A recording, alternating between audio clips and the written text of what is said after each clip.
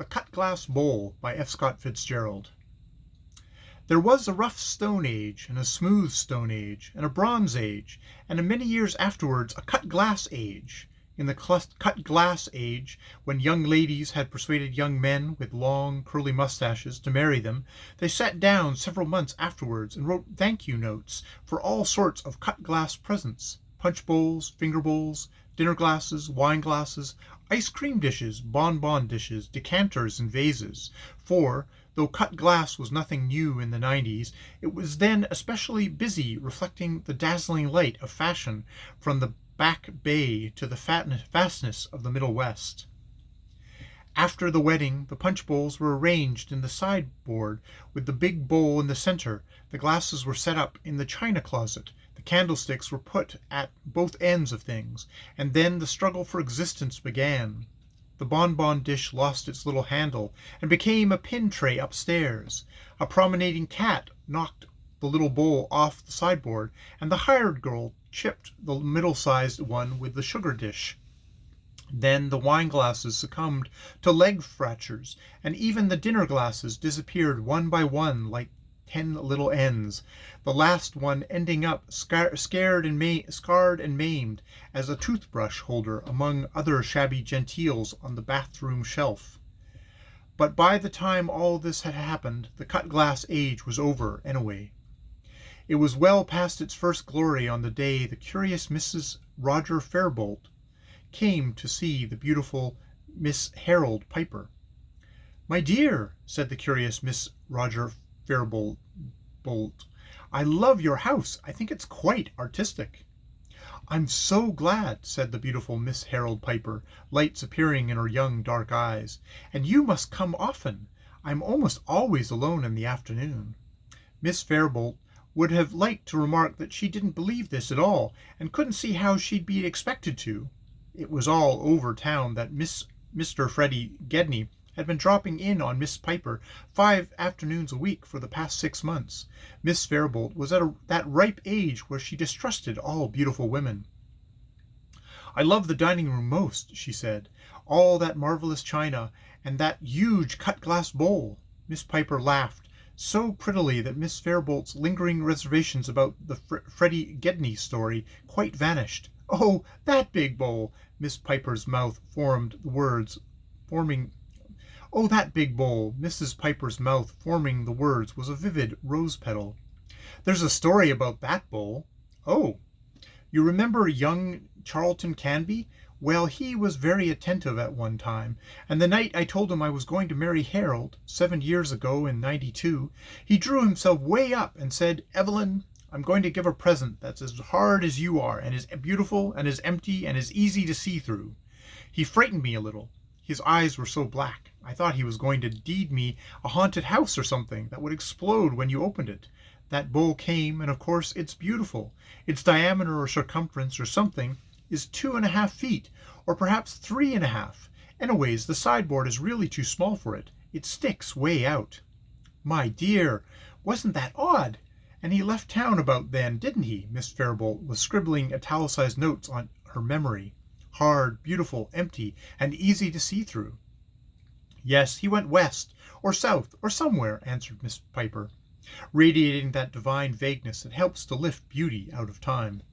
Miss Fairbolt drew on her gloves, approving the effect of largeness given by the open sweep from the spacious music room through the library, disclosing a part of the dining room beyond. It was really the nicest, smaller house in town, and Miss Piper had talked of moving to a larger one on Devereux Avenue. Harold Piper must be coining money. As she turned into the sidewalk under the gathering autumn dusk, she assumed that disapproving, faintly unpleasant expression that almost all successful women of 40 wear on the street. "If I were Harold Piper," she thought, "I'd spend a little less time on business and a little more time at home. Some friend should speak to him." But if Miss Fairbolt had considered it a successful afternoon, she would have named it a triumph had she waited 2 minutes longer, for while she was still a black receding figure 100 yards down the street, a very good-looking, distraught young man turned up the walk to the Piper house. Miss Piper answered the doorbell herself, and with a rather dismayed expression led him quickly into the library. "I had to see you," he began wildly. "Your note played the devil with me. Did Harold frighten you into this?" She shook her head. "I'm through, Fred," she said slowly, and her lips had never looked to him so much like tearings from a rose. "He came home last night sick with it. Jessie Piper's sense of duty was too much for her, so she went down to his office and told him. He was hurt, and, oh, I can't help seeing it his way, Fred. He says we've been club gossip all summer, and he didn't know it, and now he understands snatches of conversation he's caught and veiled hints people have been dropping about me. He's mighty angry, Fred, and he loves me, and I love him, rather." Gedney nodded slowly and half closed his eyes. "Yes," he said. "Yes, my trouble's like yours. I can see other people's points of view too plainly." His gray eyes met her dark ones frankly. "The blessed thing's over. My God, Evelyn, I've been sitting down at the office all day looking at the outside of your letter and looking at it and looking at it." "You've got to go, Fred," she said steadily, and the slight emphasis of hurry in her voice was a new thrust for him. "I gave him my word of honor I wouldn't see you. I know just how far I can go with Harold, and being here with you this evening is one of those things I can't do." They were still standing, and as she spoke she made a little movement towards the door. Gedney looked at her miserably, trying, here at the end, to treasure up a last picture of her, and then suddenly both of them were stiffened into marble at the sound of steps on the walk outside. Instantly her arm reached out, grasping the lapel of his coat, half urged, half swung him through the big door into the dark dining room. "I'll make him go upstairs," she whispered, close to his ear. "Don't move till you hear him on the stairs, then go out the front way." Then he was alone, listening as she greeted her husband in the hall. Harold Piper was 36, 9 years older than his wife. He was handsome, with marginal notes, these being eyes that were too close together and a certain woodenness when his face was in repose. His attitude towards this Gedney matter was typical of all his attitudes. He had told Evelyn that he considered the subject closed, and would never reproach her nor allude to it in any form, and he told himself that this was rather a big way of looking at it, that she was not a little impressed. Yet, like all men who are preoccupied with their own broadness, he was exceptionally narrow.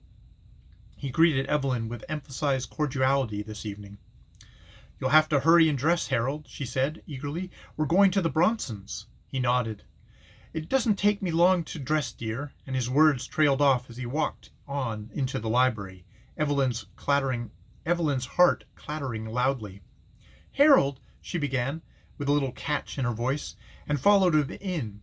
He was lighting a cigarette. "You'll have to hurry, Harold," she finished, standing in the doorway. "Why?" he asked, a trifle impatient. "You're not dressed yourself yet, Evie." He stretched out in a Morris chair and unfolded a newspaper. With a sinking sensation, Evelyn saw that this meant that at least 10 minutes, and Gedney was standing breathless in the next room. Supposing Harold decided that before he went upstairs he wanted to drink from a decanter on the sideboard. Then it occurred to her to forestall this contingency by bringing him the decanter and a glass. She dreaded calling his attention to the dining room in any way, but she couldn't risk the other chance. But at that same moment Harold rose and, throwing his paper down, came towards her. "Evie, dear," he said, bending and putting his arms about her, "I hope you're not thinking about last night." She moved close to him, trembling. "I know," he continued. "It was just an imprudent friendship on your part. We all make mistakes." Evelyn hardly heard him. She was wondering if by sheer clinging to him she could draw him out and up the stairs. She thought of playing sick, asking to be carried up. Unfortunately, she knew he would lay her on the couch and bring her whiskey. Suddenly her nervous tension moved up a last impossible notch. She had heard a very faint but quite unmistakable creak from the floor of the dining room. Fred was trying to get out the back way. Then her heart took a flying leap as a hollow, ringing note like a gong echoed and re-echoed through the house.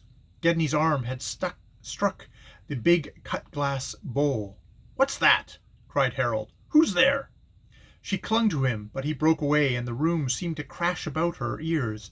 She heard the pantry door swing open, a scuffle, the rattle of a tin pan, and in wild despair she rushed into the kitchen and pulled up the gas.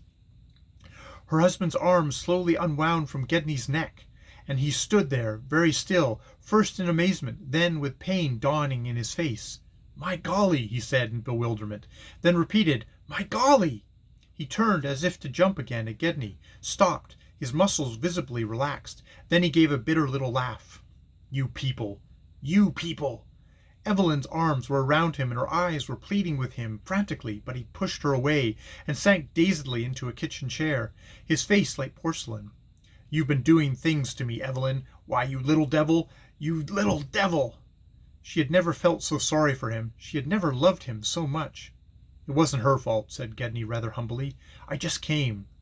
But Piper shook his head, and his expression when he started up was as if some physical accident had jarred his mind into a temporary inability to function. His eyes, grown suddenly pitiful, struck a deep, unsounded chord at Evelyn, and, simultaneously, a furious anger surged in her.